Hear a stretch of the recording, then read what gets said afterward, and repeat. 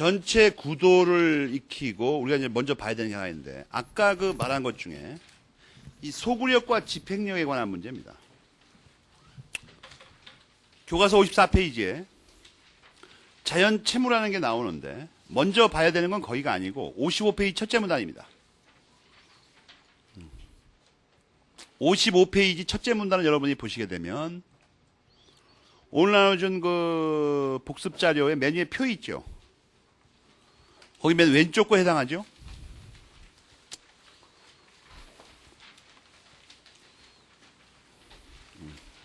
불완전 채무라고 그래가지고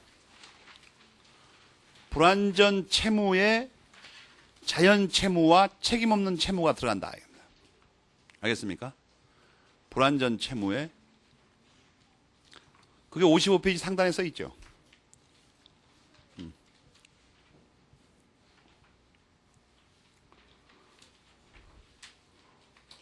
오늘 나와준 프린트의 복습 자료에 메뉴의 표.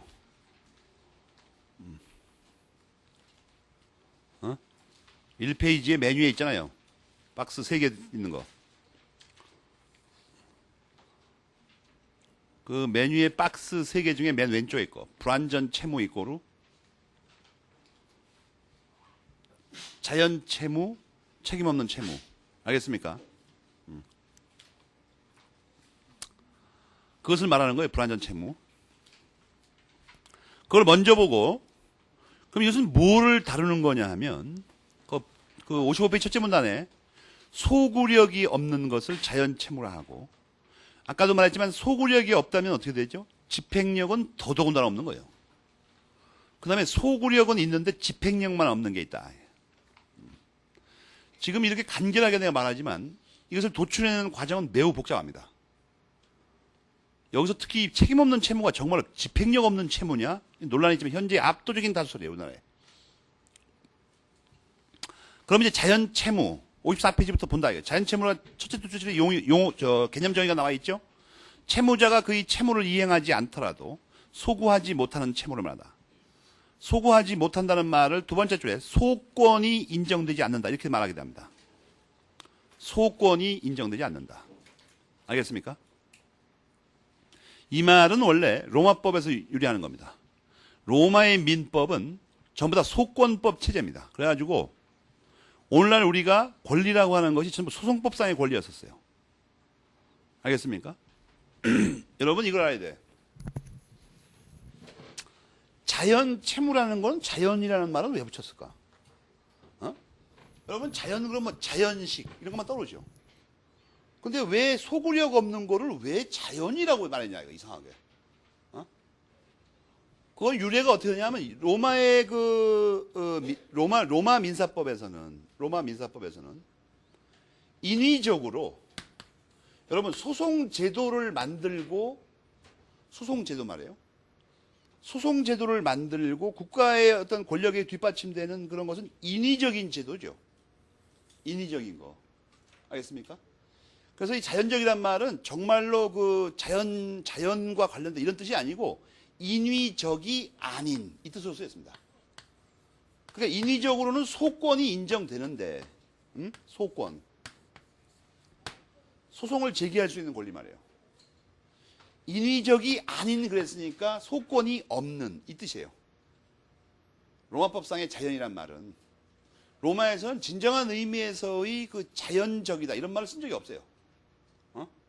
여기서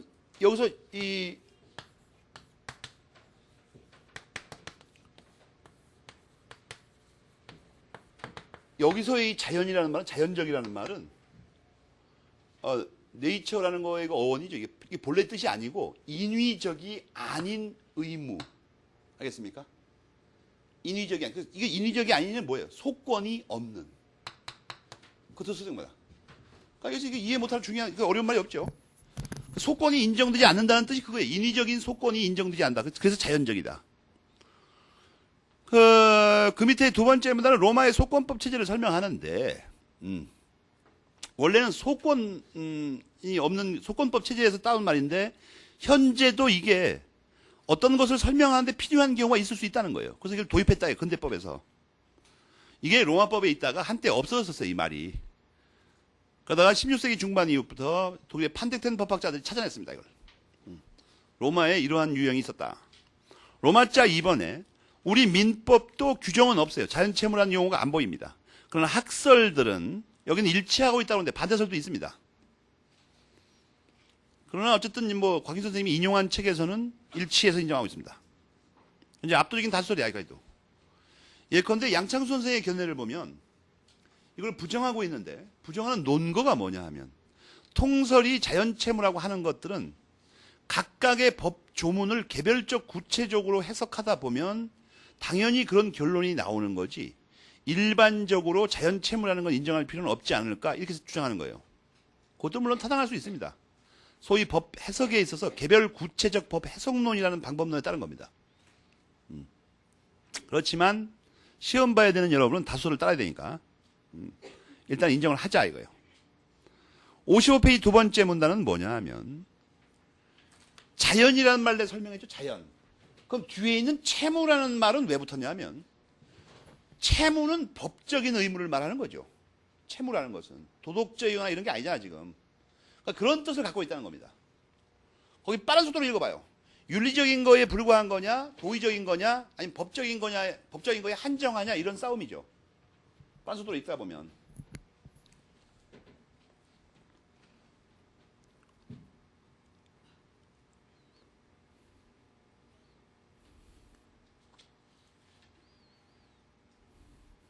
그래서 결론은 뭐죠? 맨 밑에 두 줄입니다. 그 페이지 맨 밑에 두 줄. 알겠습니까? 도의적, 윤리적 의무 개념이 아니라 현재는 이것이 다수설입니다. 그러면 법적인 의무라는 거하고 윤리적 의무라고 하는 것은 무슨 차이가 있냐는 거죠. 구체적으로. 왜냐하면 민법에서 뭐 법적인 의무냐, 윤리적 의무냐 이런 추상적인 말을 하려고 하는 게 아니에요 지금. 그 구체적인 거는 56페이지 첫째 문단에 다 나오죠.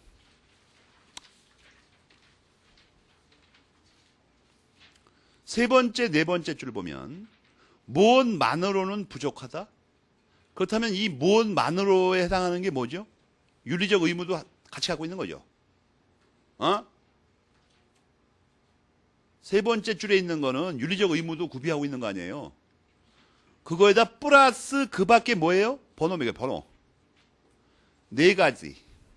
아니, 세 가지죠. 세 가지. 이 세 가지를 더 구비하고 있다. 의미를. 그러니까 첫 번째, 세 번째 줄에 있는 반환 청구 배제는 윤리적인 의무에서도 인정되는 겁니다. 그러나 이거 말고 플러스 세 가지. 경계나 준소비 대차의 기초가 될 수 있다. 두 가지 하고 담보가 유효하게 성립할 수 있다. 알겠습니까?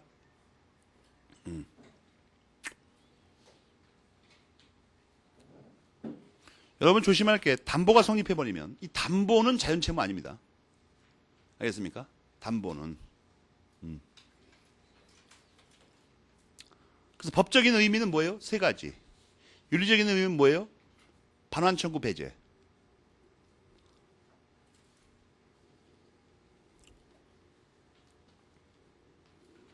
그러면 민법의 도대체가 어떤 게 자연채무냐 이거예요. 어떤 게. 거기 괄호 1번부터 58페이지 괄호 7번까지 여기서 이 번호 옆에다가 붉고 굵은 펜으로 번호 옆에다가 OX를 여러분 스스로 칠해봐. 어떤 거는 자연채무라고 하고 어떤 건 필요 없다고 그럴 필요가 없는 게 있죠. 그래서 자연채무라고 인정되는 4개를 찾아봐. 빠른 속도로 읽어보면서. 결론 부분만 보면 되죠. 그 각각 문단에. 여러분이 스스로 OX를 쳐봐. 어떤 건 자연채무라고 어떤 건 아니라고 하죠.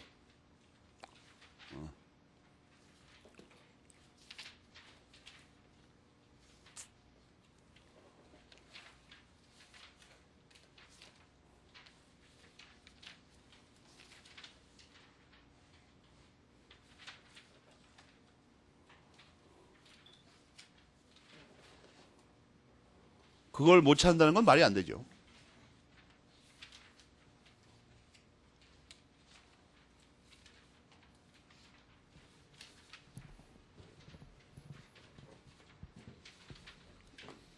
그것만 알면 됩니다. 4개 되는 것만 기억하면 돼요. 되는 것만. 옛날에 보니까 기껏 알아서 하라고 그랬더니 쉬는 시간에 들어가서 물어봐. 이거 맞습니까? 자기를 못 믿어. 자기를. 이제 눈으로 본 거 다 써있지 않고 끝에 하고. 기도 아니다. 자기를 못 믿다니까 이제. 이야 무서운 사회입니다. 우리 사회가. 아니 자기가 한 걸 자기가 못 믿어?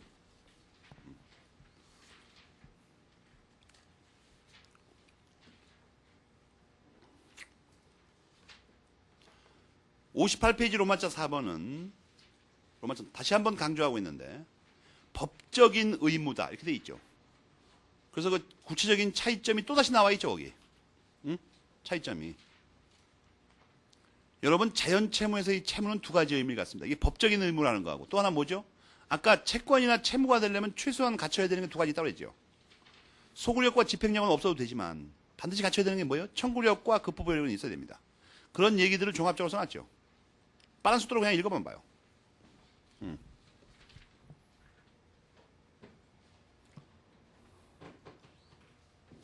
마지막 것도 조심해야 됩니다. 자연 채무를 양도하면 역시 양수받은 사람의 채무도 자연 채무예요.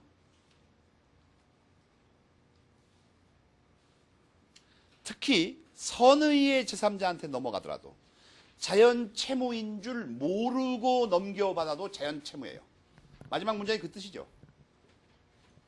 선의에다가 모르고 이렇게 쓰세요. 그래야 이 대입해야 정확히 뜻이 들어오죠. 자연 채무가 아닌 줄 알고 소구력 있는 건 줄 알고 넘겨받아도 역시 자연 채무라는 뜻입니다.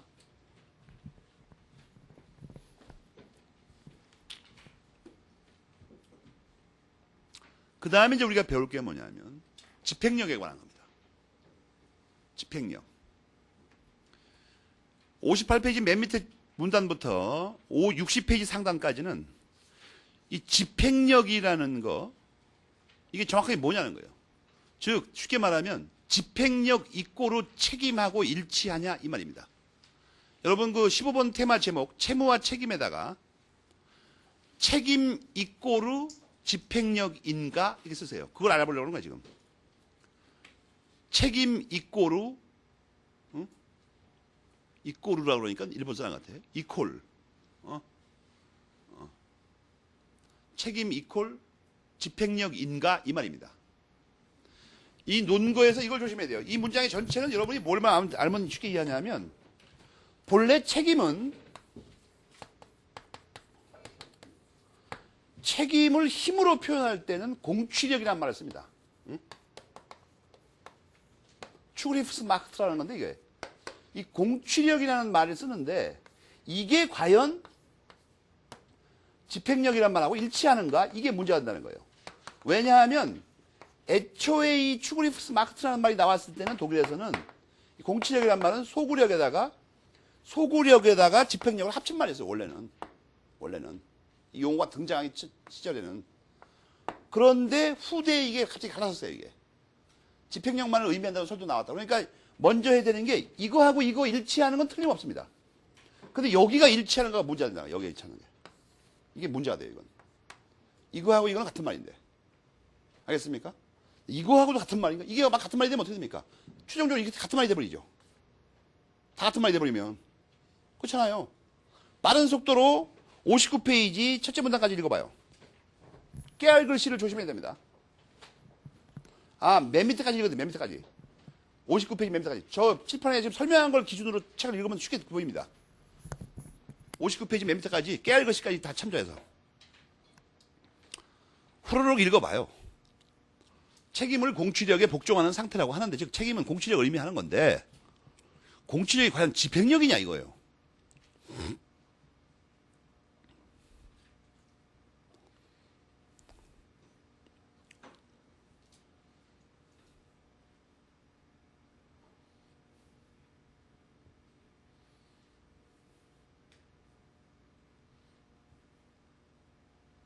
그래서 여러분이 아마 내 생각인데 깨알 글씨 어딘가에다가 메모리펜을 쳐야 될 겁니다. 답이 깨알 글씨 속에 있죠 이상하게.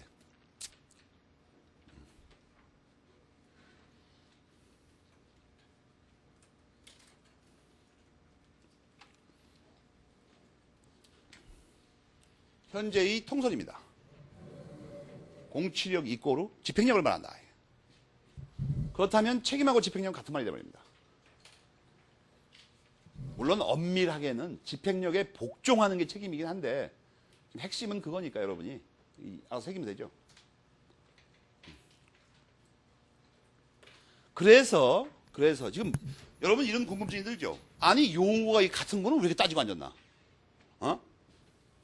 이거 왜 따지냐 하면 만약에 이게 같은 거라면 집행력 없는 채무를 뭐라고 표현할 수 있습니까? 이 같은 말이라면 책임 없는 채무라고 할 수 있잖아. 그래서 이걸 따지고 앉았는 거야 지금. 그래서 그렇게 하려고 집행력 없는 채무를 책임 없는 채무라고 하려고. 알겠습니까?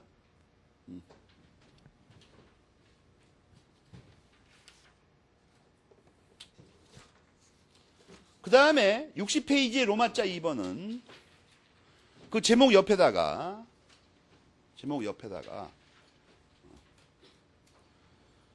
채무와 책임을 분리할 수 있는가? 이거예요. 채무와 책임을 분리할 수 있는가?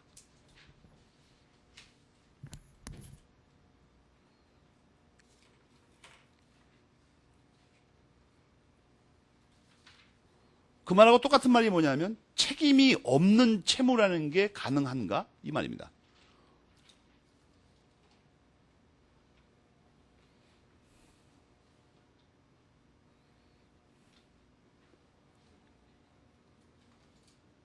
그 반대도 문제가 되죠. 채무 없는 책임도 가능한가? 다 문제가 됩니다. 분리가 가능하면. 여기는 수험생이 읽기엔 복잡합니다.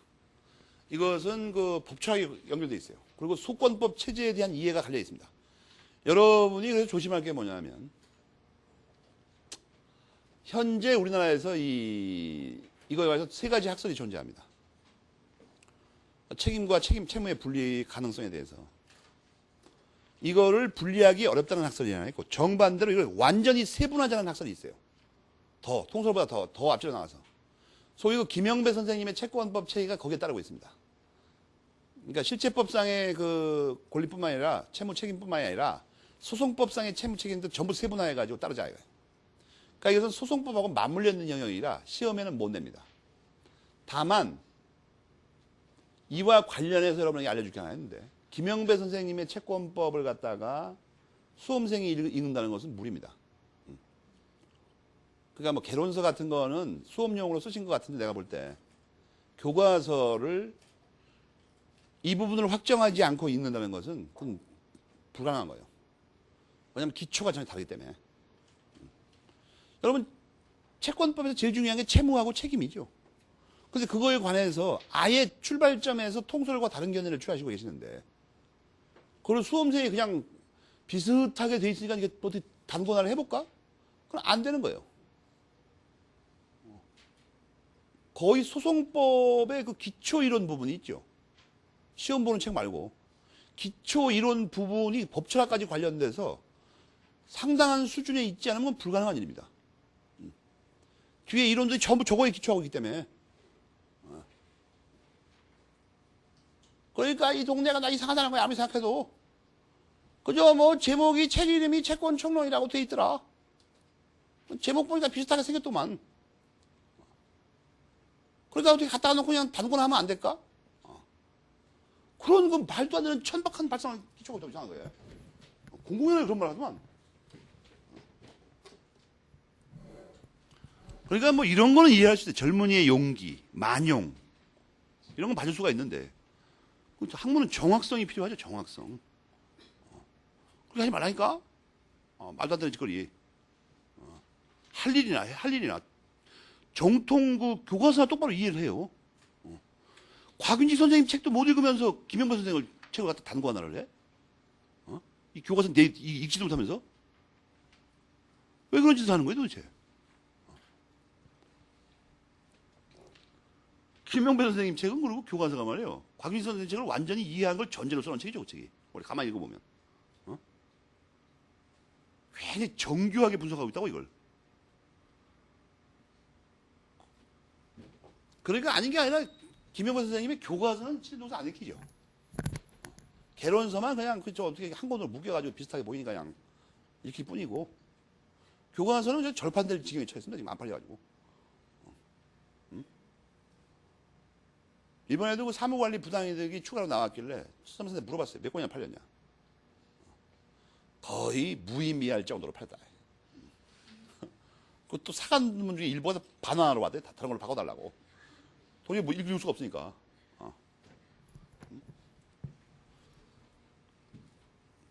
제 나라의 그 대표적인 민법학자가 쓴 사무관리 부당이득 책을 읽을 수 없을 정도라면 반성을 좀 해야 돼. 반성을. 그 모든 이유가 왜 나왔냐면 우선 그 표준 반세기 동안 표준이었던 교과서 자체를 못 읽으니까 그 책은 더더구나 못 읽죠. 이영준 선생님의 교과서도 전혀 안 팔린다더만 보니까.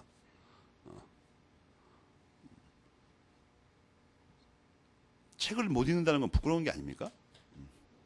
여기서는 여러분에게 편리한 게 뭐냐면 우리나라의 압도적인 통성을 분리하고 있습니다. 그러니까 둘 다 가능하다는 얘기입니다. 채무 없는 책임도 가능하고 책임 없는 채무도 가능해요. 60페이지 맨 밑에 괄호 1번의 제목이 뭐죠? 책임 없는 채무입니다. 62페이지 괄호 3번의 제목은 뭐예요? 채무 없는 책임입니다. 알겠습니까? 양쪽이 다 가능하다고. 분리가 가능하니까. 결론만 아시면 되고, 먼저 책임 없는 채무를 보게 되면 책임 없는 채무.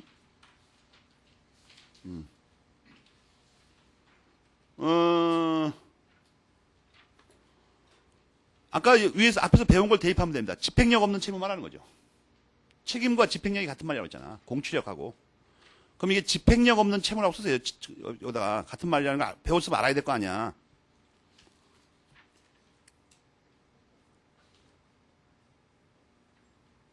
이게 가능한 게 시험에 나오는 거는 딱 하나입니다.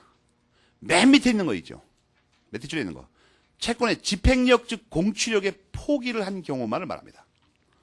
여기서 집행력 즉 공취력이라는 것은 다수설에 따르면 가능한 말입니다. 앞에서 아까 우리가 봤죠. 이걸 다르게 생각하는 학설도 있어요. 이거 하려고 앞에서 이렇게 복잡하게 끌어낸 거예요.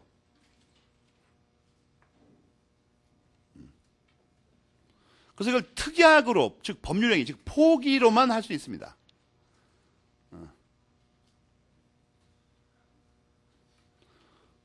이게 통설인데 만약에 집행력이라는 거나 책임이라는 거나 이런 게 같은 게 아니고 그런 관념을 인정 못한다면 61페이지 첫째 문단 깨알글씨에 있습니다. 끝에. 그것까지 알아야 됩니다. 만약에 이걸 인정하지 않는다면 어떻게 되는 건가? 이것은 항변권만 플러스 되는 걸로 이해한다. 그건 메모리 펜 치잖아요. 그냥 눈에 확 뜨게. 60페이지 맨 밑에 줄하고. 그 다음에 이렇게 없는 게 가능하다면 제한되는 건 더더군다나 가능하다 이거예요. 없는 게 가능하다면. 그죠? 제한되는 거는. 여러분 오늘 나눠준 그 복습자료 메뉴의 표 중에 가운데 거죠. 한정되는 채무. 그걸 내가 이렇게 써놨죠. 무한 책임의 원칙에 대한 예외. 무한 책임의 원칙에 대한 예외. 그러니까 여러분 그 위에다가 책임이 한정되는 채무라고 쓰세요. 같은 말이니까. 책임이 한정되는 게 유한 책임이라고 그러죠. 한정이 있는 책임. 알겠습니까? 유한 책임이 말 뜻이 그거 아니야 원래. 책임이 한정되는 거. 그럼 여러분이 여기서 물권법 그 담보물권 할 때 설명은 드렸는데 다시 한번 강조하는 게 뭐냐면 우리 민법상 채무자의 책임의 일반 원칙이 무한 책임이라는 거예요. 그게 61페이지 괄호 2번에 나와 있죠. 거기서 우리 민법상 무한 책임의 원칙을 끌어내 보라고. 적당히 메모리 펜 칠해가지고.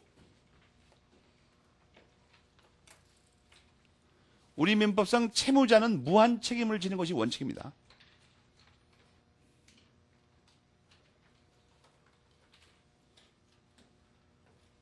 그리고 별표 5개 했나요?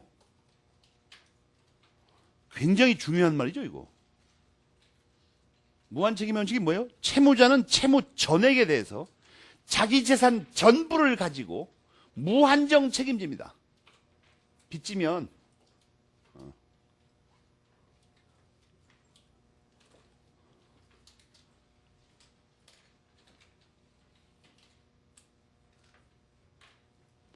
이거는 뭐하고 좀 관계가 되냐면 꼬마들 싸울 때 보면 친구한테 3만 원 빌려가지고 게임 CD를 한 장 샀어요. 게임 CD.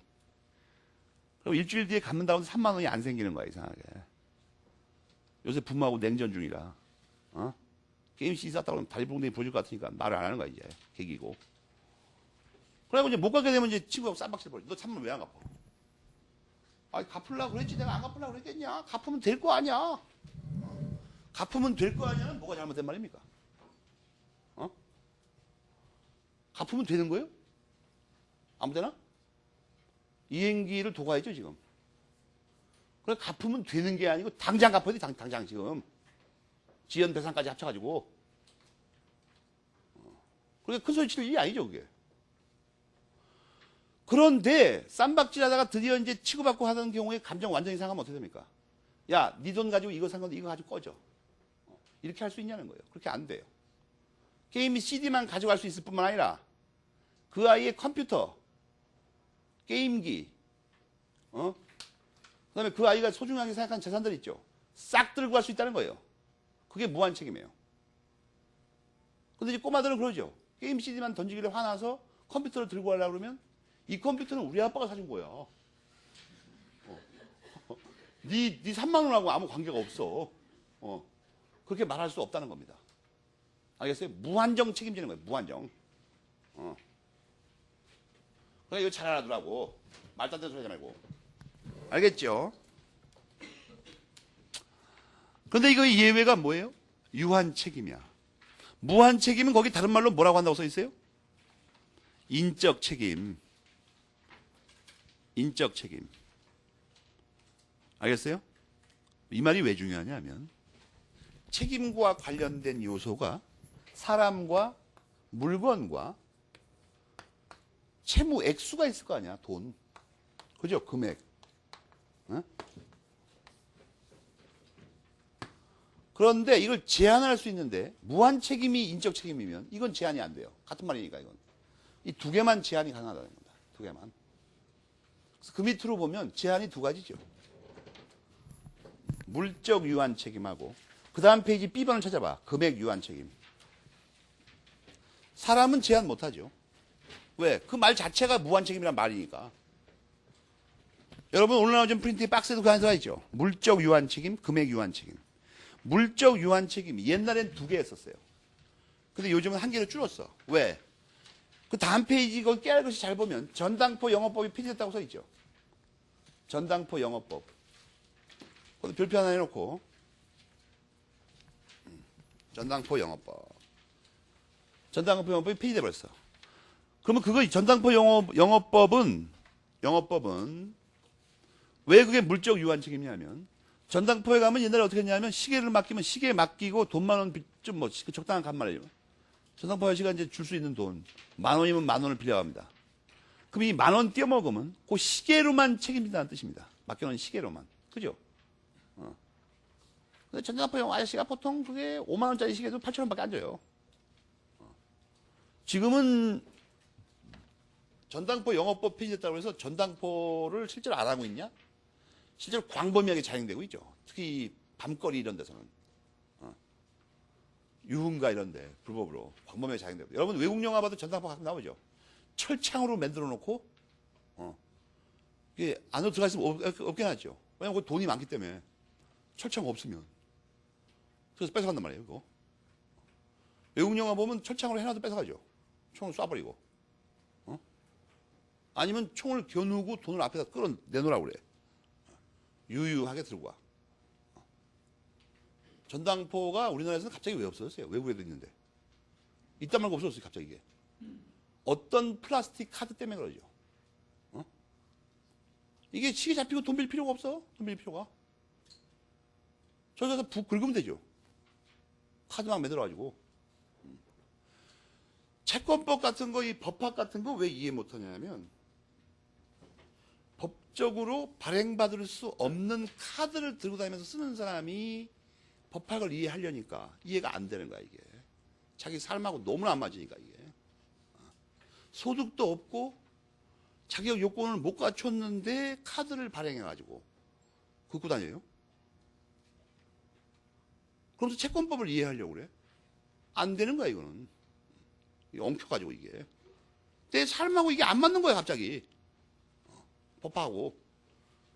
안 맞는 거를 시험 보려고 해야 되니까 어떻게 됩니까? 외우는 수밖에 없는 거야. 무슨 말인지 모르고 그냥 뒷다. 이 법학 지식이 삶의 지식으로 안 되고 머릿속에서 이게 암기한 어떤 그 똥대가리를 왔다 갔다 하죠, 이게. 그러니까 이게 어렵다고 그러는 거야, 맨날. 채권법에 맞게 생활을 해봐, 여러분이. 채권법이 그냥 삶하고 일치가 돼버려, 그냥. 저절로 이해가 돼.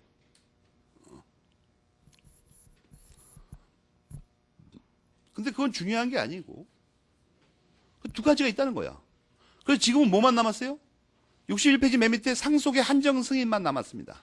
곽윤지 선생님 친절하게 한정승인 옆에 깨알글씨에다가 상세히 설명도 해놓으셨네. 응?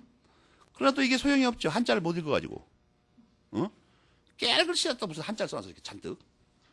상속인이 상속으로 얻게 될 재산의 한도에서만 피상속인의 채무 및 유증을 변제할 것을 조건으로 하여 상속을 써. 근데 법조문에 있는 말이에요. 1028조 읽어봐요. 거기 써있는 대로.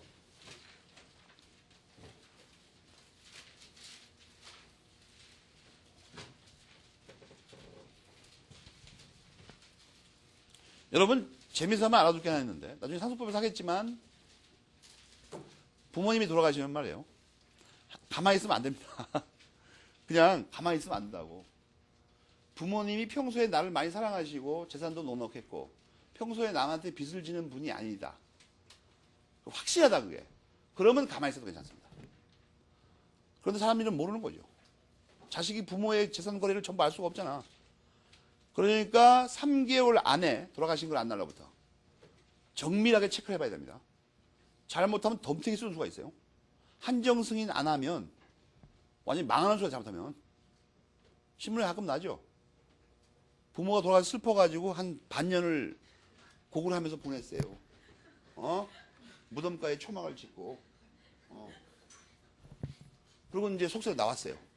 이만하면 효도가 다 끝났을 거다. 집에 갔더니 빨간 엽서가 이만큼 있어.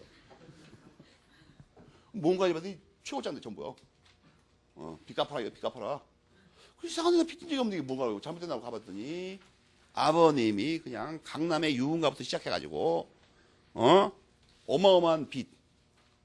옛날에 여러분 저 상속법 그 위헌 판결 결정 난 거 그 원인이 됐던 거 신문에 난 거 하나 있죠. 죽은 사람이 어떤 조카예요. 조카, 여자 조카. 그 아줌마 나이도 많더만. 그 자기 집안 어른이 하나 돌아가셔서 그냥 굳은 일 다 해줬어요. 자식도 없이 돌아가셔서 다 끝났는데 한참 있다가 8억이 날아왔어. 8억 빚 갚으라고. 그리고 이 양반이 첫날은 기절했어요. 너무 어이가 없으니까. 둘째 날 가서 따졌어요. 그랬더니 상대방이 소송 걸었어. 안 갚을 것 같으니까. 그러니까 재판정에서 항변했죠. 세상에 이런 법이 어디 있습니까? 난 무슨 일인지 알지 못하는데. 그 양반을 위해서 구주님만 도맡아 했는데 결국 8억이라는 빚을 남기고 돌아갔다 이거야. 죽었다 이거야. 8억 어떻게 갚아? 일반 아줌마가. 그래서 거기서 헌법소원을 해달라고 한 거예요. 재판장한테. 도저히 나는 이거 납득 못하겠다 이거. 이런 법이 어딨냐. 난 아무 말도 안 하고 가만히 있었는데. 그래갖고 다시 이제 위헌 결정 받아고 법을 개정했어요, 일부. 근데 그 개정한 법은 말이에요. 보통 사람은 절대로 이해할 수 없는 내용입니다. 그게. 특례까지 있어가지고. 복잡해요. 계산이 안 돼가지고 이게. 응? 그러니까 지금도 여러분은 뭘 해야 돼요? 주변에서 누군가 친척 어른이 돌아가셨다? 여러분은 계산기와 돋보기를 들고 다니면서 혹시 나 빚진 거 없으신가? 살펴보고 다닌다 이거. 물론 이제 자기가 상속받을 경우 상속인 지위가 있는 사람 말하는 거야. 피상속인만 말하는 겁니다. 나는 저 양반 절대 상속 안 받아요. 거기 뭐 자식들도 있고 뭐 누구도 있고 난 상관없다. 이러면 상관없어요. 물론 이제 그것도 상관이 있을 수가 있죠. 그 사람 자식들이고 다 있었는데 그 식구 전체가 관광여행 가다가 버스가 뒤집혀가지고 골치 아파 이거. 그러니까 집안에 어떤 어른이 돌아가시면 찾아뵙고 눈치껏 그걸 알아봐야 됩니다. 이게 나하고 무슨 관계가 있냐 없냐 이거. 혹시 덤태기 쓰는 거 아니냐 이거? 알아봐야 된다고. 조선시대 때도 왜 그 부모 임종할 때 꼭 그 자식이 임종을 같이 해야, 임종을 그 지켜봐야 된다고 했냐면 그 문제가 걸려 있는 거예요, 지금. 그 문제가. 무슨 마지막 떠나시는 모습을 보려고 그런 거 아니에요. 지겹도록 봤는데 마지막 떠나가는 건 왜 쳐다보자 있어, 그건. 다 죽어가는 사람. 마지막까지 그걸 확인해야 되죠. 혹시 비친 거 없으세요?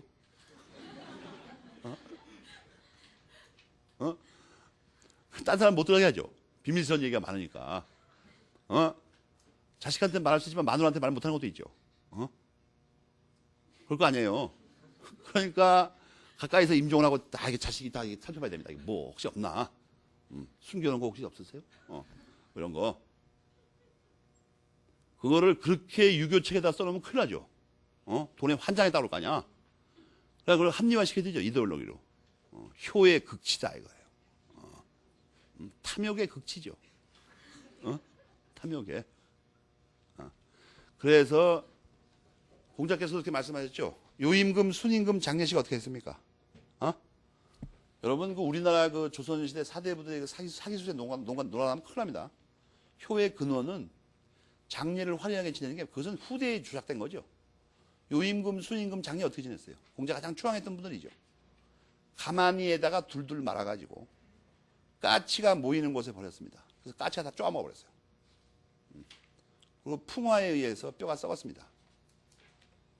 그것을 부셔가지고 그 들녘에 뿌렸어요. 요임금, 순임금이 다 그렇게 죽어서 장례식 그렇게 지냈습니다. 여러분 착각하고 있죠 지금. 요임금, 순임금은 나라가 흔들거릴 정도로 폼나게 장례식 했을 거다. 아니라니까. 유언이 원래 그거였었어요. 거적대기에 둘둘 말아서 저쪽 산 밑에 까치 많이 모이는 저 산 밑에 나를 버리거라.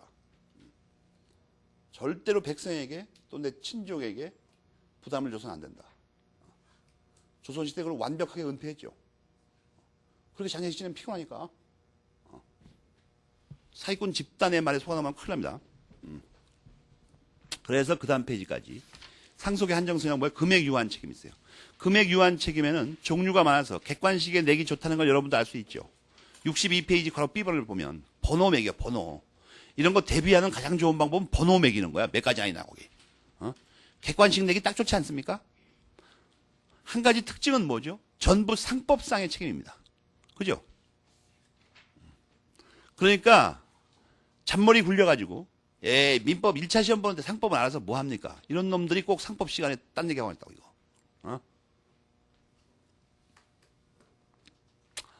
채무 없는 책임은 조심할 게 뭐냐 하면 오늘 나오는 프린트 맨 오른쪽을 보면 채무 없는 책임의 의의를 뭐라고 밝혀놨죠? 주체의 분리에 불과하다는 거예요. 알겠어요? 교과서에서 그 부분을 찾아봐요. 주체의 분리에 불과한가.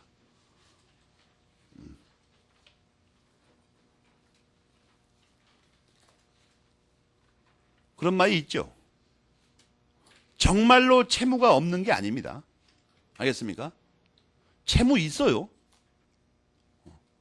그런데 왜 채무 없다고 말하냐 이거예요. 주체가 분리돼 버리기 때문에. 이것도 지문으로 잘 나오죠. 잘 속아 넘어가니까. 채무 없는 책임은 채무가 부존재하고 책임만이 존재하는 경우이다.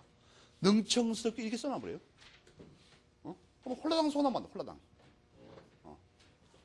채무 있어요. 채무 있다고. 거기 아니라고 써 있잖아. 그 다음에 채권의 대외적 효력은 여기 복잡한 글을 읽을 필요가 없습니다. 아까 그것만 알면 돼. 고의에 의한 것만 성립한다. 방해 배제 청구권은 공시 방법을 갖춘 임차권의 경우만 문제한다. 요것을 이 뒤에 거는 특별히 뒤에서 다시 종합적으로 다시 배웁니다. 원래 이게 어떤 큰 거의 한 사례에 불과하기 때문에 일단 여기서는 거기까지만 알아두면 돼요. 이제 본격적으로 우리는 어떤 집 현관문을 들어가기 시작합니다. 채무불이행과 채권자 지체. 알겠습니까? 채무불이행에다 줄치고 채무자의 채무불이행 말하는 거죠. 채권자의 지체에다 줄치고 채권자의 채무불이행 이렇게 쓰세요.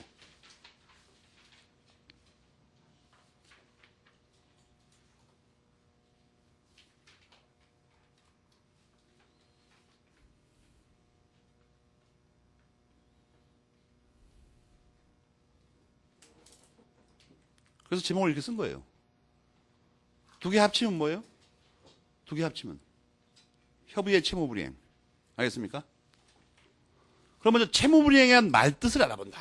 아까도 봤지만 광의의 채무불이행, 협의의 채무불이행이다. 광의의 채무불이행은 협의의 채무불이행하고 어디로 한 관계냐는 거예요. 광의 플러스 위법성 플러스 유책성이 유책 사유 말이에요. 협의라고 그랬죠. 거기 문단은 그 얘기 아니야. 지금 가만 보니까. 고의 과실 있고 위법해야 된다. 법전에 나오는 그 책임 있는 사유란 말이 있죠. 그게 고의 과실 말하는 겁니다. 고의 또는 과실 정확하게. 알겠습니까? 그 상세한 건 뒤에서 배울 거고. 여러분이 한 가지 조심할 게 뭐냐면 광의에는 아까 강의할 때 뭐라고 했어요? 광의 일단 하여튼 불이행만 있으면 강제이행, 이행 인정된다고 그랬죠. 근데 손해배상과 해제권이 추가로 인정되려면 협의까지도 해야 돼요. 그게 그 맨 밑에 작은 글씨 써 있죠. 그 다음 페이지가 작은 글씨 읽어봐. 거기 나오죠? 구별했으니까 실익! 실익에다 빨간 걸 네모쳐야 될 거 아니야? 내가 민법의 첫날부터 얘기했죠. 구별하면 실익이 중요하다고. 계속 나오잖아요. 이 표준 교과서는. 실익이 그거란 얘기죠. 알겠습니까? 한 가지 조심할 건 여기 특별히 왜 읽으라고 하냐면 오늘 나눠준 채무불이행의 효과 보면 3페이지짜리 말이에요. 그 효과 쪽에 보면 맨 왼쪽에 협의의 채무불이행이나 무과실 책임이라는 거 보입니까? 그게 이 69페이지 세 번째 줄에 있죠. 왜 그렇게 썼는지가 3페이지에 협의의 채무불이행이나 무과실 책임이라는 말이 있죠. 거기. 그게 69페이지 작은 글씨에 세 번째 줄에 있잖아. 그러니까 무과실 책임은 어디서 나왔습니까? 날 보고 묻지 말라고. 69페이지 세 번째 줄에서 나왔으니까. 그러니까 여러분 그 프린트에 무과실 책임에다가 교과서 69페이지 세 번째 줄이라고 써놔요. 이상한 질문하지 말고. 교과서도 안 읽어보고 질문하는 사람이 있어, 이상하게. 욕 바가지로 한 다음에 거기 세 번째 줄에 또 나중에 알려주면, 잘 못 봤군요. 이러고 그냥 가버려. 흉악한 동물들이 많아, 내가 보니까. 잘못했으면 두들겨 맞고 가야 될 거 아니야. 주스를 한 잔 사든가. 그냥 버무려, 그냥. 거지 근성들이 있어. 책임질 생각을 안 해. 집행당할 생각을 안 해, 이상하게. 공취력에 복종할 생각을 안 한다고, 이상하게. 여러분, 공취력의 공짜가 무슨 공짜, 이거? 공격할 공짜입니다. 취는 받을 취자죠. 공격을 받을 생각을 안 한다니까, 이상하게. 책임을 안 져. 나는 공격할 만반의 준비가 되는데도 불구하고. 거기 알겠습니까? 손해배상 이 세 번째, 네 번째 줄이 왜 중요하냐면 무과실 책임의 경우에도 손해배상 책임은 발생합니다. 손해배상 책임만이 아니라 다 발생하는 거죠. 알겠습니까? 그 다음에 괄호 2번에서는 뭘 말하는 거냐면 여기서 채무라고 하는 게 뭐냐는 거예요. 그 첫째 줄에 보면 채무에 관하여 검토하여야 할 점 이거죠. 채무에 관하여 검토해야 할 점이 뭐냐면 기본 채무 말고 기본 채무 이외의 용태 의무가 들어가냐 이걸 알아보려고 하는 거예요. 이건 이미 17페이지에 답이 있었죠. 교과서 앞 페이지를 봐봐요. 이미 거기 답이 있었잖아. 들어간다는 거야, 안 들어간다는 거야? 들어간다는 거야, 17페이지에서. 알겠습니까? 그 다음에 곽윤 선생님 되게 웃기시는데 기본 채무 이외의 용태 의무를 내가 저번에 설명할 때 원래 이걸 세분화하면 부수적 주의 의무하고 보호 의무가 따로 있죠. 근데 곽윤 선생님이 말하는 기본 채무 이외의 용태 의무 있죠. 여기에도 보호 의무가 들어간지 안 들어간지 거기다 안 쓰고 여기다 써놨어요. 작은 글씨에다가. 69페이지 작은 글씨 있죠. 빨간 걸로 박스 치세요. 여러분 내가 옛날에 설명할 때 부수적 주의문은 뭐라고 그랬죠? 무슨 뭐 설명, 고지, 배려, 통지 이런 거 있죠.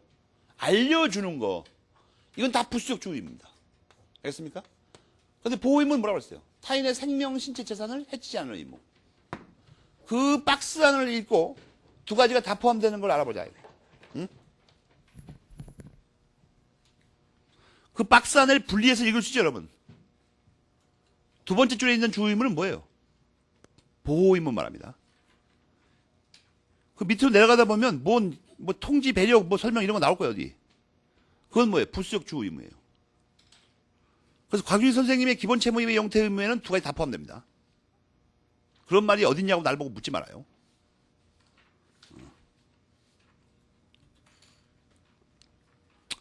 여러분 조심할 게, 곽윤직 선생님은 맨 끝부분에서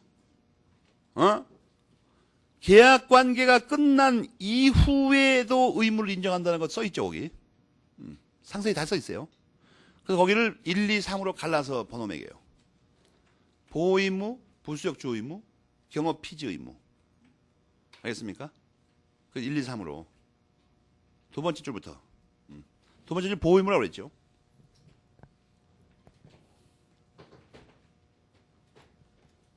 알겠습니까?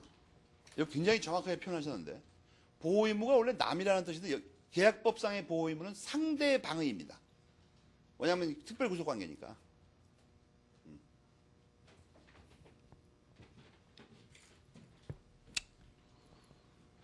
그 다음에 뭐가 문제가 되냐면 작은 글씨 밑으로 동그라미 2번은 거기 통지할 의무, 설명하거나 통지할 의무 있죠. 동그라미 2번 아니야. 그 밑에 문단은 뭐냐 하면, 만약에 채무에 이게 다 들어간다면 기본 채무의 불이행 말고 기본 채무 이외의 용태 의무 불이행도 채무 불이행이냐? 이렇게 되죠. 알겠습니까? 그래서 다 된다, 이거 다 된다. 다 된다.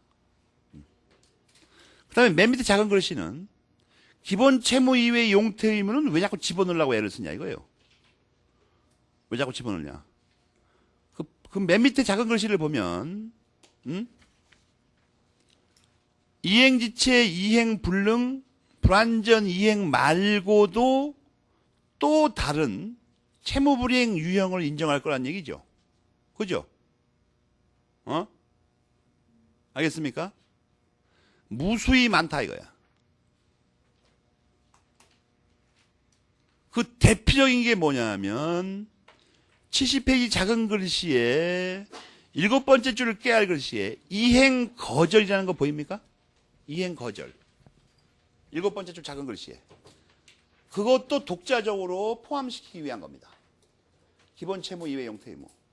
알겠습니까? 그런데 말이에요. 이게 최근에 이상한 현상이 하나 생겼어요. 곽윤직 선생님은 기본 채무 이외의 용태 의무를 이행 거절 같은 걸 인정하려고 지금 인정한다고 말씀하시고 있지요. 이행 거절. 그런데 기본 채무 이외의 용태 의무에는 곽윤직 선생님에 의하면 부수적 주의 의무와 보호 의무가 다 들어간다는 거죠.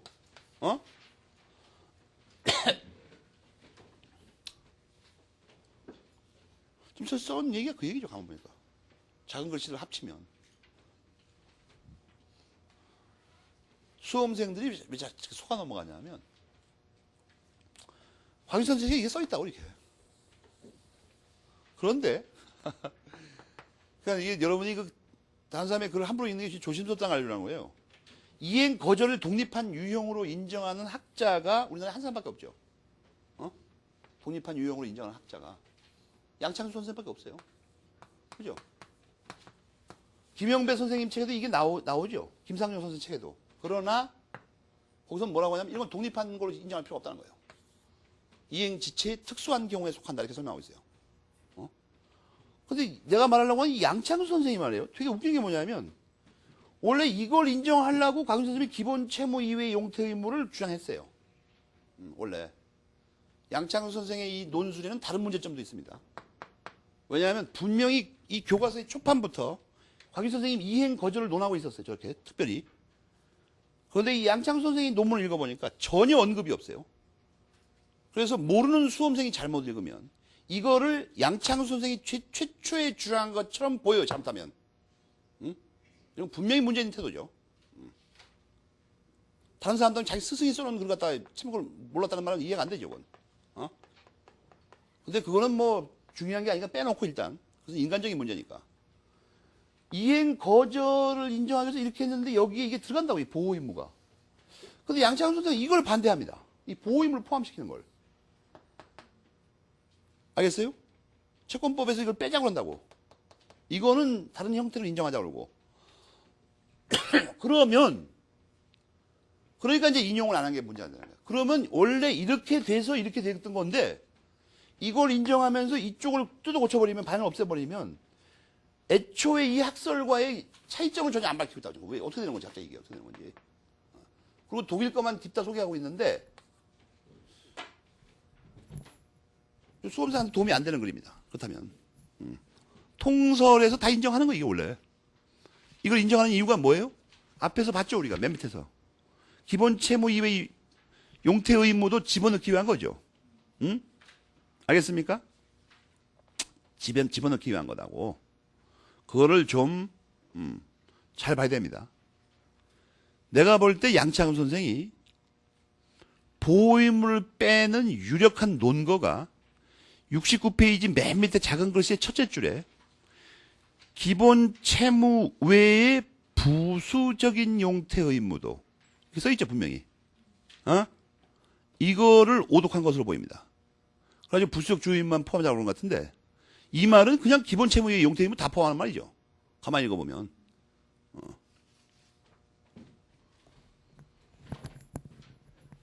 그렇지 않으면 이게 설명이 안 된다고, 이게.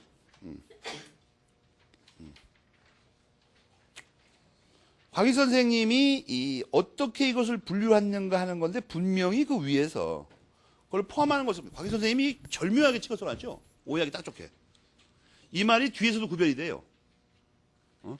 70페이지의 작은 글씨 두 번째 문단에 보면 거기도 부수적 용태 의무도 이렇게 써 있죠.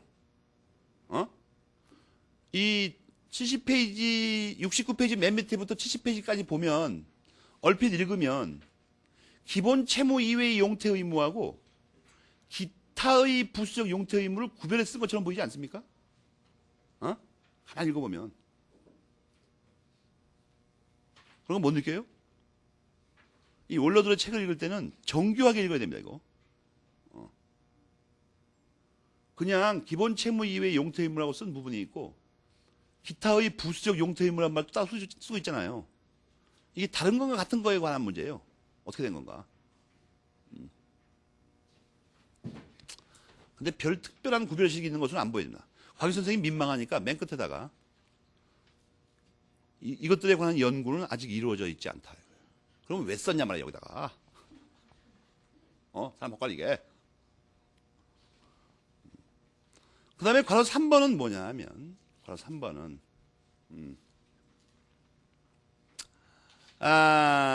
잘 보면은, 채무불이행이 있을 때 가장 중요한 효력이 이행 강제권, 이거 강제이행 말합니다. 손해배상 청구권이 중요한데 이들 두 가지의 채권의 효력은 채무불이행을 원인으로 발생한다 이렇게 돼 있죠. 여기서의 채무불이행이 광의예요? 협의예요? 그렇다면 협의죠. 두 개 다 발생하려면. 그렇지 않습니까? 그렇잖아요. 이게 만약에 광의라면 손해배상 청구권 발생 안 하잖아. 이 이하부터는 전부 협의로 쓰입니다. 그러니까. 그 다음에 이제 채무불이행의 모습이 나오죠. 채무불이행의 모습. 괄호 1번의 제목은 채무자의 채무불이행입니다. 알겠습니까? 제목은 괄호 1번. 그러면 71페이지 괄호 2번은 채권자의 채무불이행이라니까.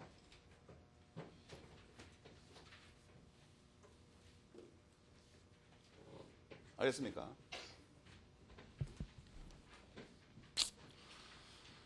그래서 세 가지가 있다 이거예요. 여러분 말이에요. 71페이지에 두 번째 문단이 있죠. 두 번째 줄부터 시작하는 거. 거기에 깨알 글씨에다 전부 노란 메모리펜을 칠해요. 깨알 글씨에다가 눈에 확 띄게. 거기 물건이라는 걸 컴퓨터로 바꿔놓고 읽으면은 저번에 내가 설명한 얘들이죠. 어? 거기 물건이라는 것들을. 깨알 글씨가 세 군데 나오죠. 물건을 컴퓨터로 바꿔놓고 가만히 생각해봐. 어? 그 문단 끝에도 있잖아요. 융단을 손상한 때.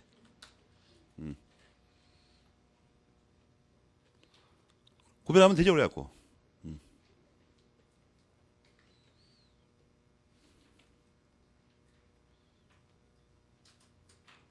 이 세 가지 경우를 각각 어떻게 풀이해요? 지체, 불능, 불완전이행. 알겠습니까? 그 오늘 나와준 3페이지의 그 협의의 채무불이행 모습을 보시면 그거 어떻게 보는 거냐면 지금 이 부분을 설명하고 있는 건데 이행 불능은 말이에요. 애당초 이행이 불가능한 거야. 애당초. 알겠습니까? 그럼 나머지 세 개는 밑으로 세 개는 전부 다 이행이 가능해야 됩니다. 알겠어요? 이행지체, 불완전 이행, 채권자 지체 있죠? 전부 다 이행이 가능해야 된다고. 알겠습니까? 여러분이 뭘 조심해야 되냐면 이게 너무 압축해서 나중에 말썽이 생길 수가 있는데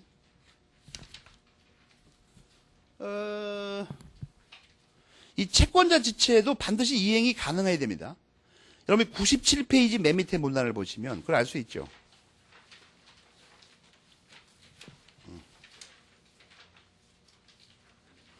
97페이지 맨 밑에 문단에 괄호 3번의 네 번째 줄 깨알 글씨 부분이 있죠. 깨알 글씨 앞에 내자하고 거기다 붉은 걸로 박스 쳐요. 매물표를 칠하든가 주황색으로. 그 깨알 글씨까지 보면 이행 가능, 이 경우에만 수령 불능의 문제가 생긴다 이렇게 써 있죠. 왜냐하면 수령 불능해야 채권자 지체가 되니까. 그래서 여러분 오늘 나와준 표에 맨 밑에까지 세 개 이행 지체, 불완전 이행, 채권자 지체. 표에 그 맨 밑에 세 개가 다 이행 가능이라고 써 있죠. 그걸 조심하라는 거야. 이행 가능. 그 다음에 위반하는 채무의 내용이 바로 71페이지 조금 전에 그 깨알 글씨 메모리펜 세 개 친 거죠. 기본 채무가 불가능해진 거 할 수 있는데 안 한 게 지체, 불능과 지체고 불완전 이행은 말이에요. 기본 채무를 위반한 게 아닙니다. 절대. 알겠습니까? 기본 채무 이외의 용태 의무를 위반하는 거예요. 그럼 맨 밑에 채권자 지체는 지난번에 잠깐 봤었죠. 채권자 지체가 뭐다? 96페이지 맨 밑에 수령 의무를 인정해야 되죠. 그거 위반한 거예요. 맨 밑에 본다는말 읽어봐. 맨 밑에 부분만.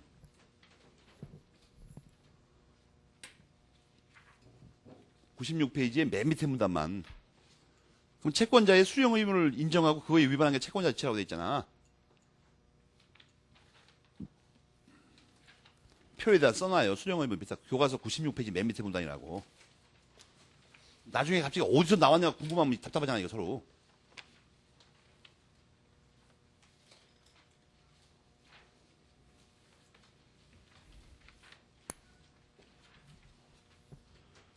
알겠습니까?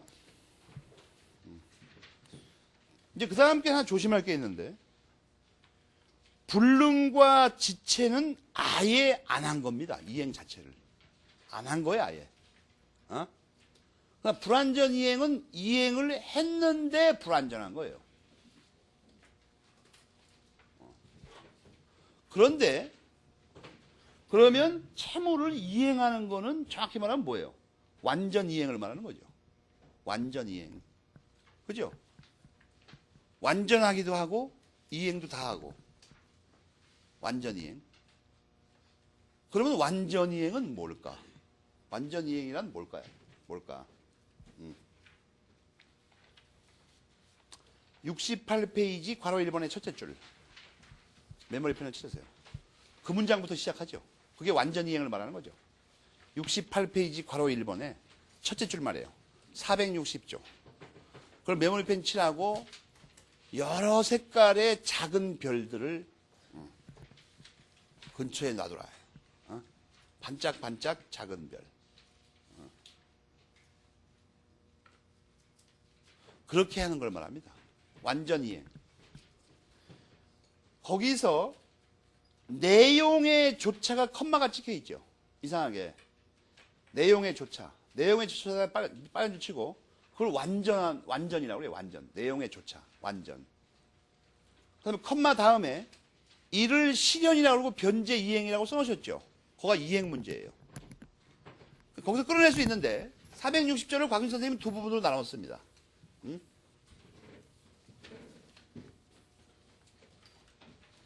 내용의 조차.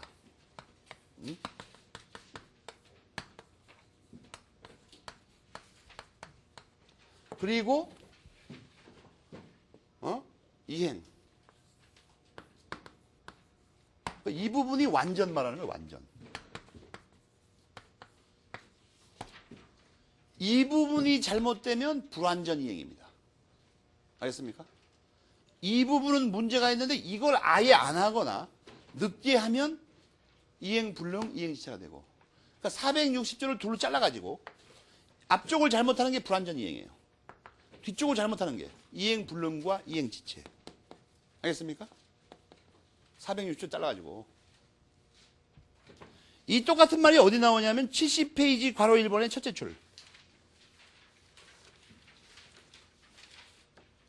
70페이지 괄호 1번. 이건 390조에 관한 거죠. 460조가 아니고. 390조에 관한 거 아니야, 이건. 390조도 둘 잘라서 이해해야 되죠, 그러면. 내용의 조차, 이행, 갈라야 된다고. 그래서 세 개가 나온 거예요. 통설에서. 이행 불능, 이행 지체, 불완전 이행. 채권자 지체는 별도의 조문이 있으니까 알 필요가 없고. 알겠습니까?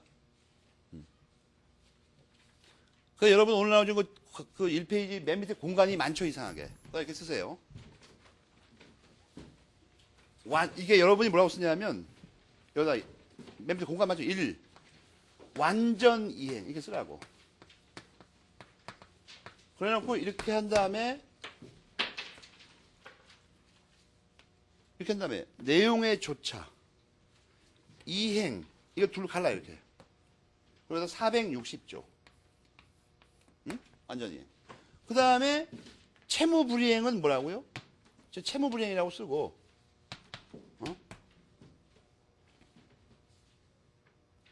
내용에 좇지 않거나,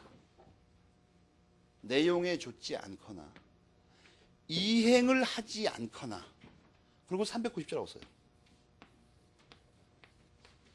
내용에 좇지 않거나, 이행을 하지 않거나, 그럼 맞대응해서 정확히 알 수 있죠. 어디서 위반된 건지. 그래 놓고 내용에 좇지 않거나 해서 화살표 그리고 불완전 이행. 이행하지 않거나에다가 화살표하고 이행 불능과 이행 지체. 이거 원래 둘도 갈 수 있어요. 원래 못하는 것이 이행 불능이고 안 하는 것이 이행 지체죠. 알겠습니까? 못하는 게 이행 불능하냐? 할 수가 없으니까 원래. 안 하는 건 지체예요. 할 수 있는데 지가 안 하고 있으니까. 그럼 법조문에 맞춰서 딱 떨어집니다, 이게. 법조문을 반씩 잘라서 읽어야 됩니다. 460조하고 390조는 같은 내용으로 밝히는 거니까. 그래서 뭔가 이게 명료하게 머릿속에 있어야 되지, 이게. 응? 어슴뿌리끄리하게 살면 안 된다고, 인생을.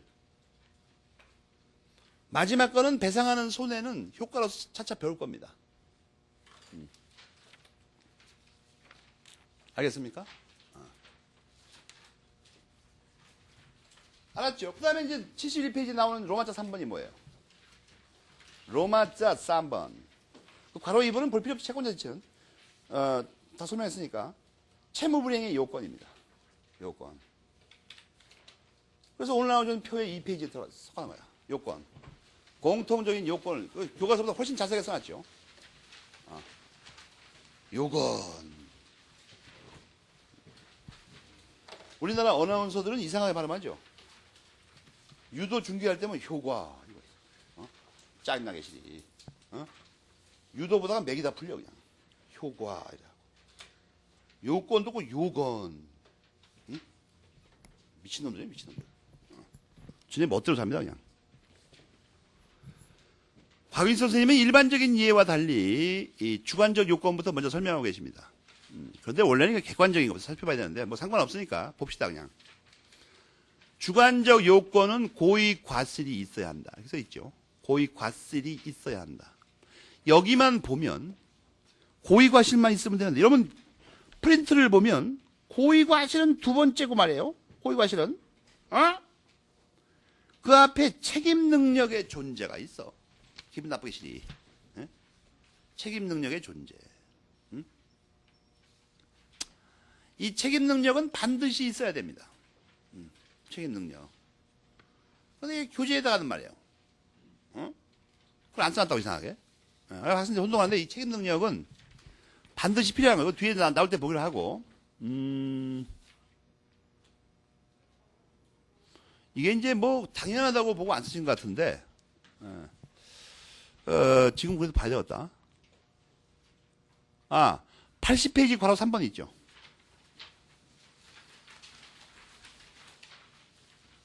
여러분 이 페이지의 그 책임 능력에다가 페이지를 적어 놓으세요.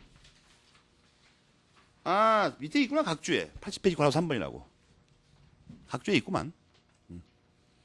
맨 밑에 각주 4번. 그 80페이지 괄호 3번을 먼저 봅시다 우리가. 주관적 요건에서 이걸 먼저 봐야 되니까. 중요한 게 뭐냐면 유책 사유를 요건으로 한다는 것은 책임 능력을 가진다는 것이 전제가 된다. 그런 말 보입니까?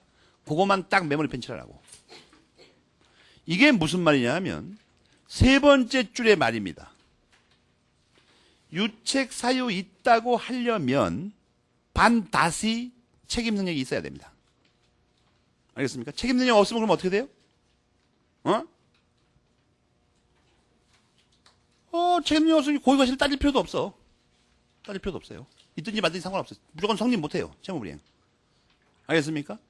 단 예외적으로 네 번째 줄에 보면 무과실 책임에서는 어떻게 돼요? 무과실 책임에서는 과실이 필요 없으니까 책임능력이 필요 없죠. 이게 왜 중요하냐면 채무불이행에서는 과실이 있다고 하려면 반드시 책임능력이 있어야 된다고 써있죠 여기. 전제가 됩니다. 이것과 관련된 게 이걸 왜 특별히 강조하냐면 이거 관련된 게 뭐냐면 아까 과실이 네 가지가 있다고 그랬죠. 아까 그 중에서 그 책임 능력을 전제로 하지 않는 과실이 하나 있어요. 그게 과실상계에서의 과실입니다.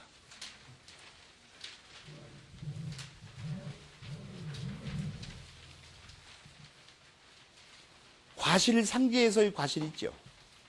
그거는 쓰세요. 과실상계에서의 과실. 책임 능력을 전제로 하지 않는 겁니다.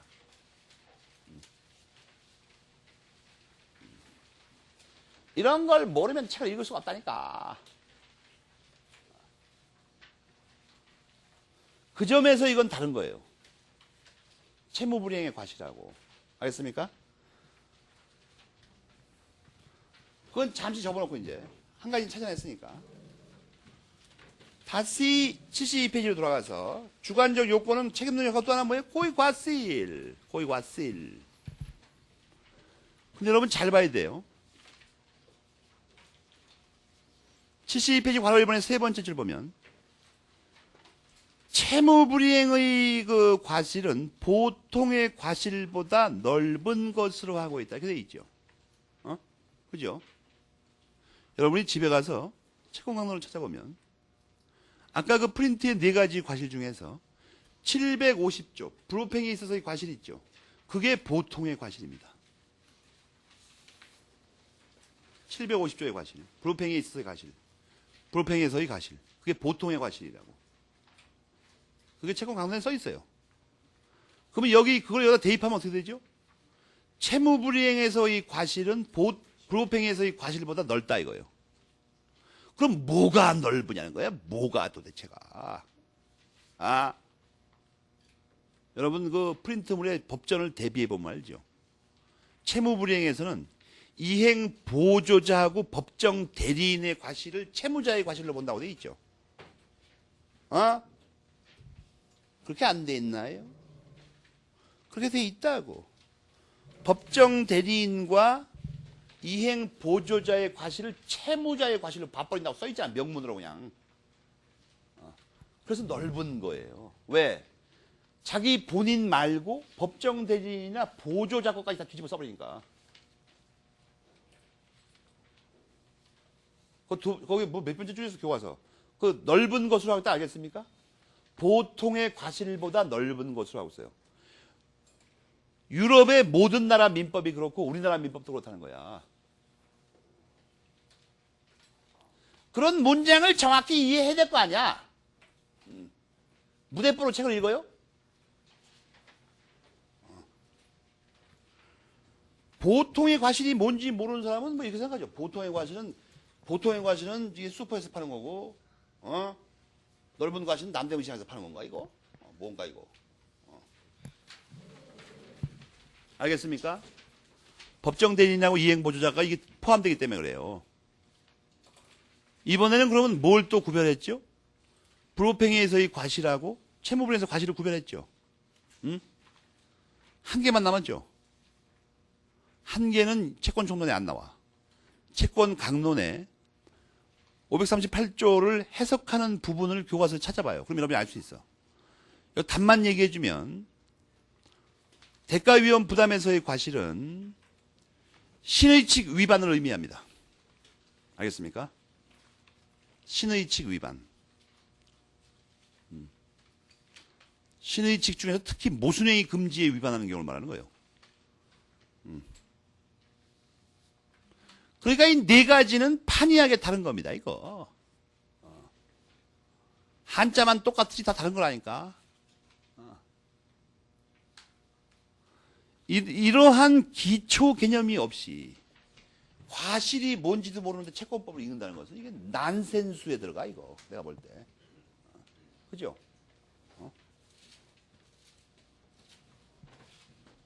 사기꾼이야, 그건. 그러니까 내가 여러분 말이에요. 신림동에서 왔다 갔다 하지 말고 학교로 가라는 거야, 학교로.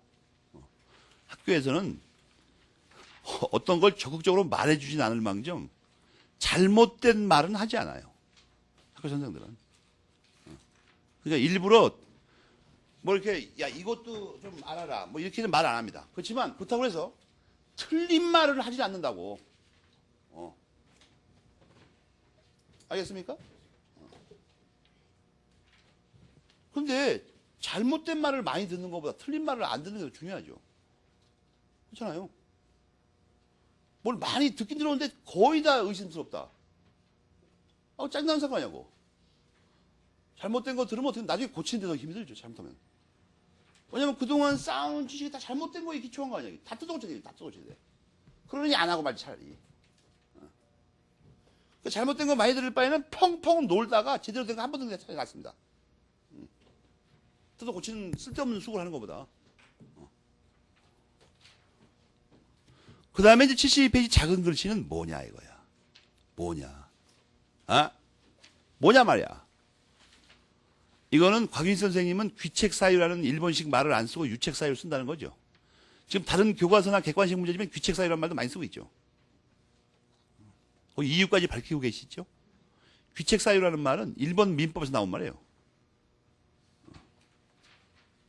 그 다음에 참 지난번에 말씀드린 넘어갈 뻔했는데 72페이지 괄호 1번의 네 번째 줄, 그 별표 3개 해야 되죠? 녹색으로 네모치고 괄호 1번의 네 번째 줄. 민법은 분명히 이행불능에 관해서만 유책사유가 필요하다고 써 있어요. 390조에서. 알겠습니까? 그러니까 불완전 이행하고 이행지체의 고의과실이 필요하다는 건 어디서 나왔어요? 해석상, 학설상.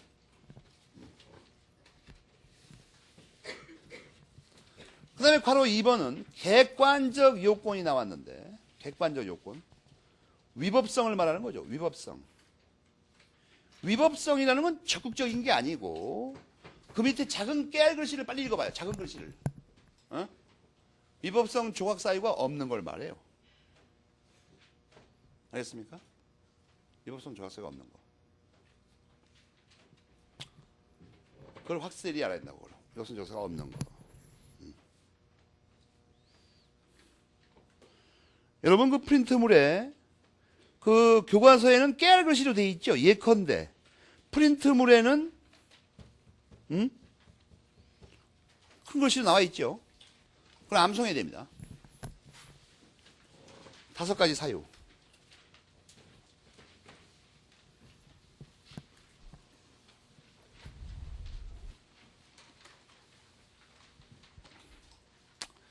이런 게 없어야 됩니다.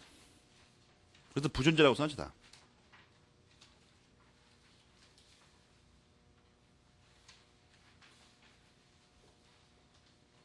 판례도 마찬가지입니다. 광희 선생님의 깨알 작은 글씨하고 똑같아요. 여러분 그 프린트에 각주 2번의 판례를 읽어봐요.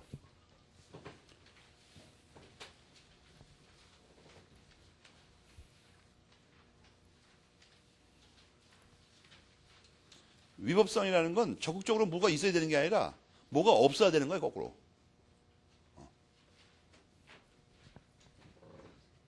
형법도 똑같으죠? 형법도. 위법성 조각사유가 없으면 위법하다고 한다. 그런데 이 교과서에는 구성요건 해당성이 안 나와 있습니다. 이게 뒤에서 각별로 설명합니다, 이상하게. 그러나 체계적으로는 정확히 하는 게 좋죠. 채무불이행에서 문제되는 게 책임 주체, 행위로서 불이행, 인과관계, 결과 발생으로 손해가 발생해야 됩니다. 여러분 참고서만 쓰세요. 형법하고 비교하면 괄호 1번이 행위자,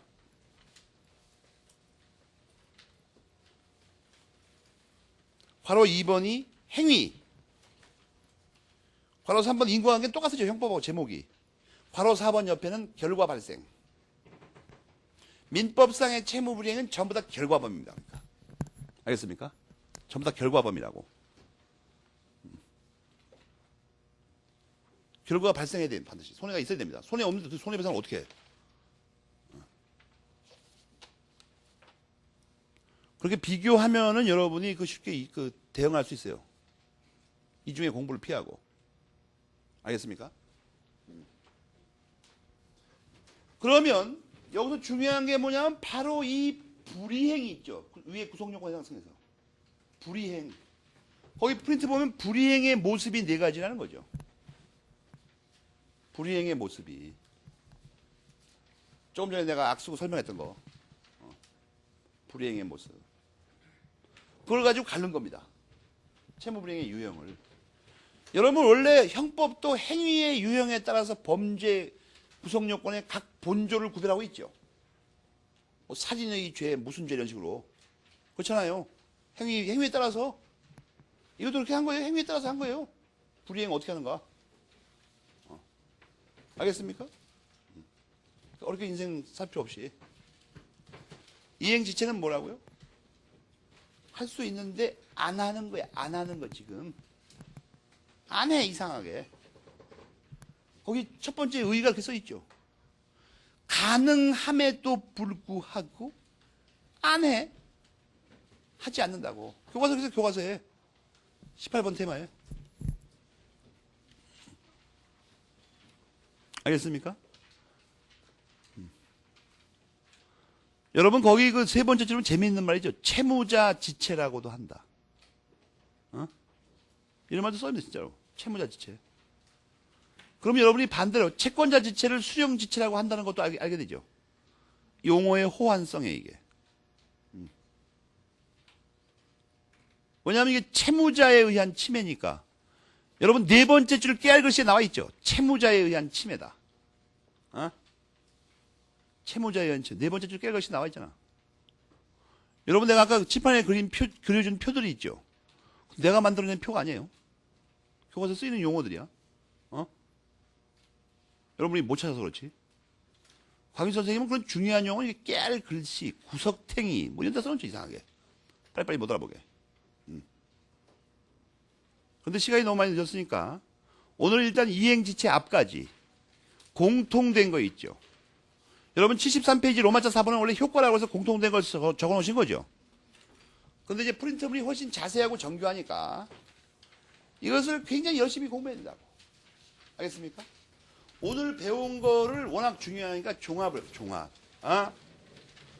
근데 암만 해도 지금 불안해가지고 지금 복습을 하라 그래도 하지도 않고 그냥 무대뽀로 나타나는 거야 갑자기 그 다음날 오후에. 그러고 그냥 막 땡깡 부리지 앉아있어 그냥 꽉 앉아서 뭐 어떡할 거냐 뭐 이런 식이 하다 보니까 복습을 죽어라 할 생각 안 하고 그걸 뭐라고 합니까 우리가? 땡깡형 수강 태도라고 합니다. 불성실이 가미된 지겹습니까? 욕을 하도 먹어서? 여러분 욕을 먹어 마땅해 내가 볼 때.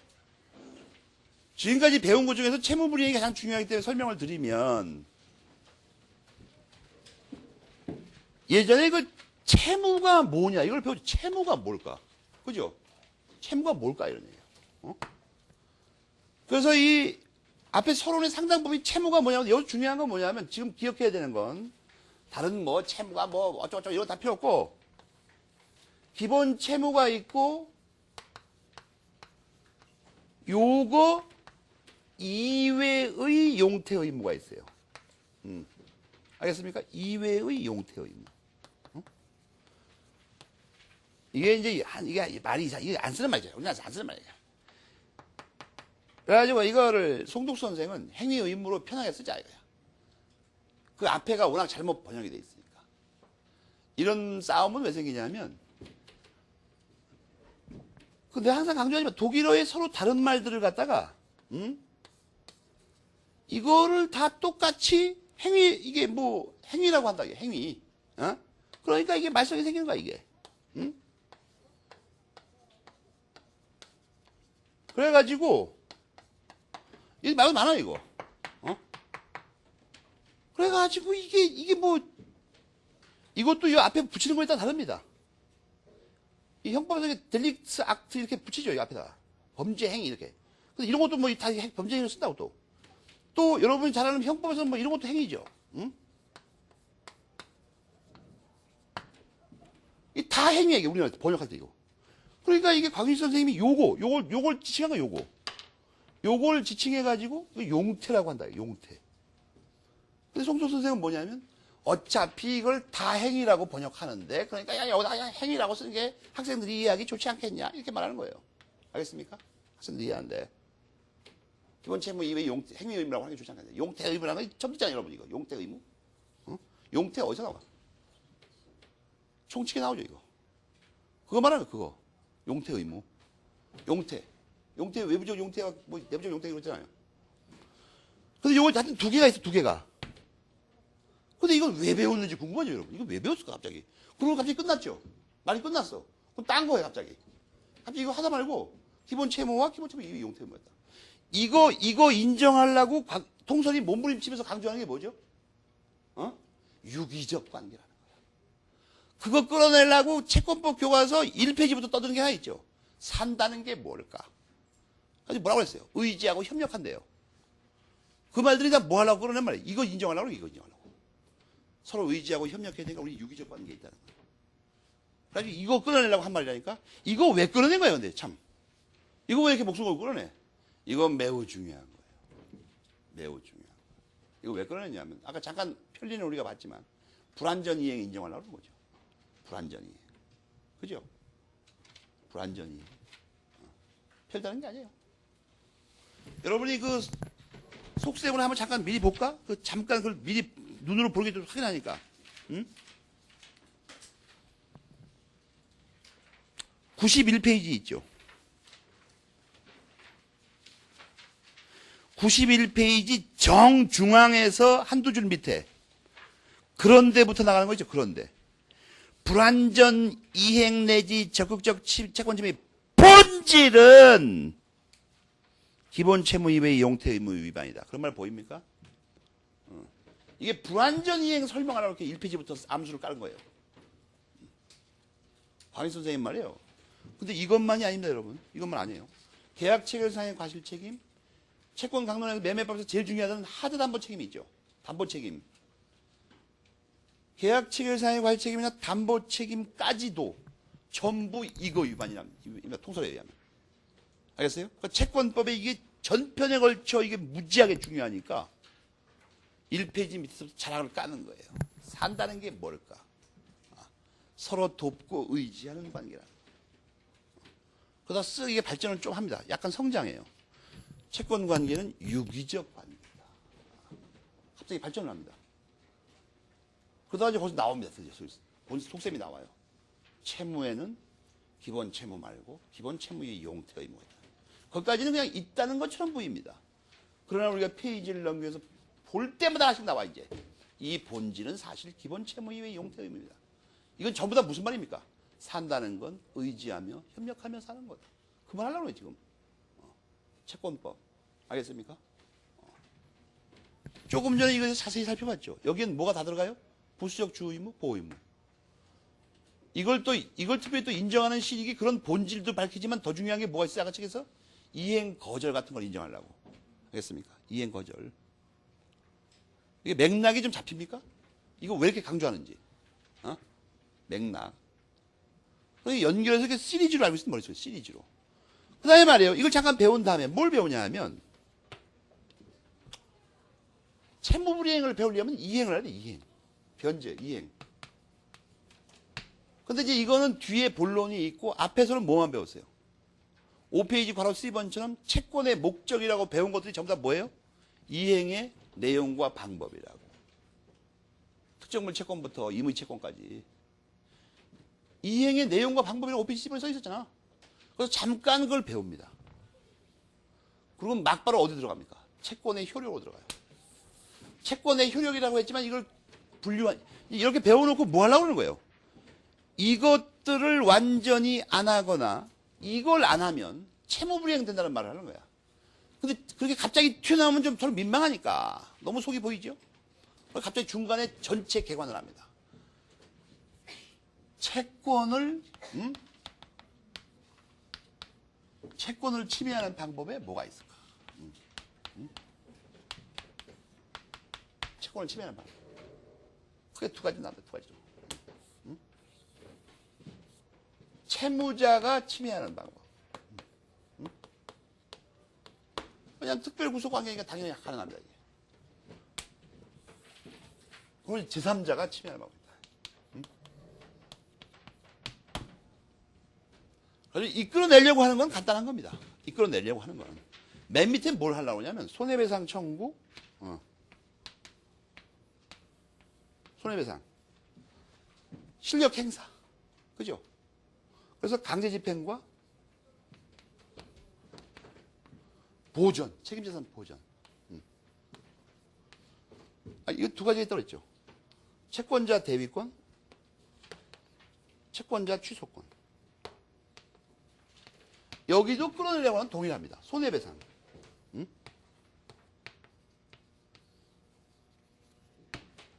또 뭐예요? 방해 배제. 방해 예방.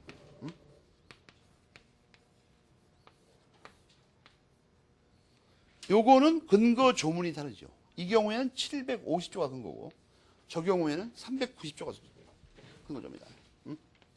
알겠습니까? 390조가. 그래갖고 이것은 다시 말이에요. 다시 어떻게 나눕니까? 이건? 협의의 채무불이행, 광의의 채무불이행. 협의의 채무불이행은 여기까지 다 인정돼요. 광의는 여기까지밖에 인정이 안 된다고. 알겠어요? 여기까지밖에.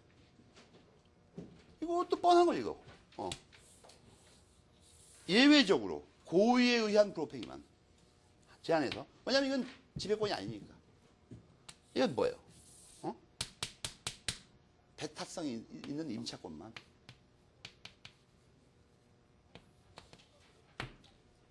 이렇게 하는 거라고. 그리고 이거를 집중적으로 배울 거예요, 이거. 협의의 채무불이행. 이거에는 다시 이거를 하지 않은,